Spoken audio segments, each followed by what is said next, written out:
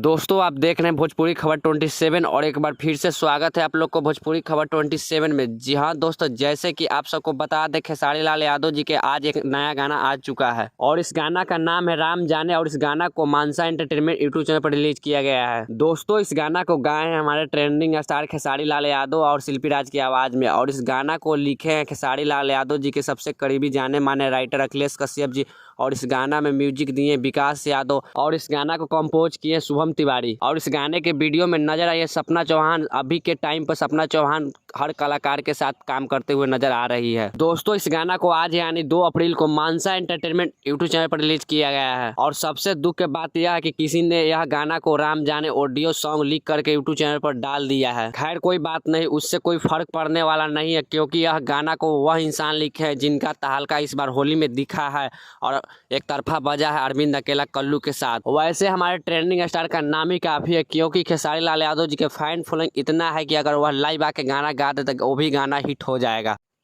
और हाँ, जाते जाते वीडियो को लाइक करके चैनल पर नए हैं चैनल को सब्सक्राइब जरूर कर ले। वैसे इस गाना के बारे में क्या कहना चाहते हैं नीचे दिए गए कमेंट बॉक्स में अपना राय बताएं। तब तक के लिए बाय, मिलते हैं नेक्स्ट वीडियो के साथ। जय हिंद, जय भारत, जय भोजपुरी।